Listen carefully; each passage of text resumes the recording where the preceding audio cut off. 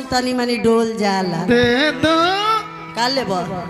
तू ही न कोतड़ दे ले दो। ला बाही मत ले ला। तोहार के लिए हो का हमार मोहब्बत का नहीं मोहब्बत नहीं खेलेगी हाँ। तोहार ना ले। आइए मैं चाहूंगा हमारे नौजवान साथियों के लिए एक लास्ट गाना और इसके बाद बहुत से चुलबुले भाई लोग हैं उनके लिए भी एक लास्ट गाना। का के संतोष डॉक्टर भाई ना कहीं डॉक्टर साहब भाई आँख के ऑपरेशनो करी ना दिमाग के या दिल के ना ना बाउसीरो के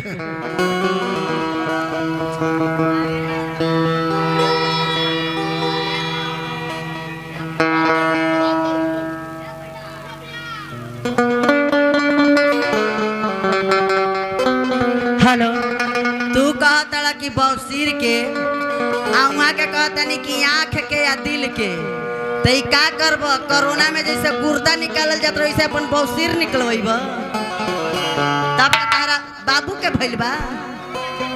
हाँ ई पहले पूछी कि रउआ धड़कन के दवाई करी ना हमरा खैला पर भूखे नहीं खेलागत एकर कोई दवाई बा कि ना? मरद भी सुत गईला के बाद में फिर सुते के मने नहीं खे करत। तोहरे सुनी कि हम वहाँ शीला जी बड़ी किडनी पे असर करेला जी। लेकिन सुना हम का कहतनी बड़ी मन करता ये रात करे के भेल। डॉक्टर साहब सब तो हमरा मिले के मन से कि हमार धड़कन ज्यादा बढ़ गई। अपन पता लिखवा दे दुकान के एकनियों के दवाई डिलीवरी के करावे के बा।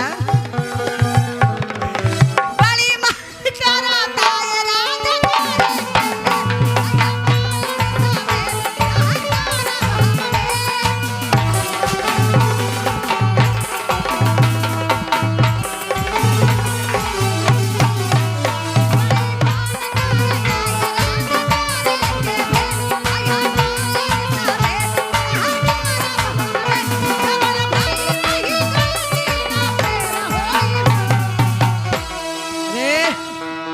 बड़ी संगे से बुर्बक बनैले बनी जा।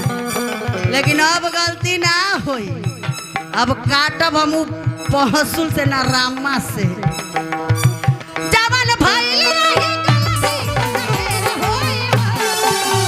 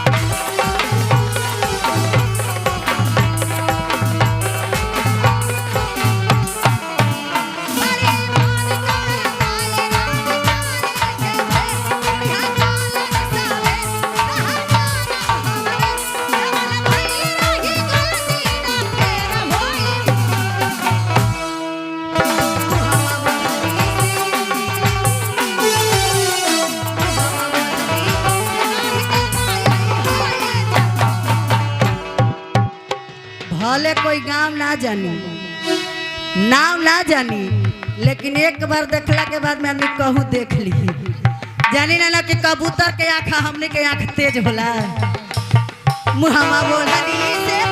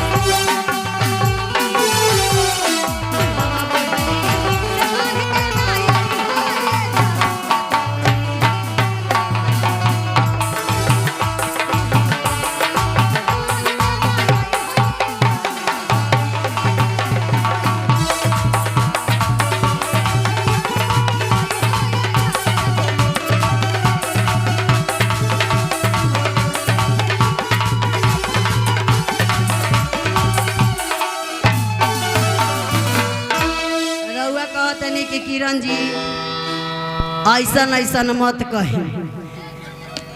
हम कहते कि वहाँ के कहतनी कि किरण जी ऐसन ऐसन मत कही, लेकिन देवर लोग ऐसन ऐसन भेष में आ जातन कि हमरा पुरनके लाइन धरे के मन कर देता है। साधु जी है ना, मठ में रही ना का, यही से लंठ चुपे कर ले बनी ना। लेकिन सुना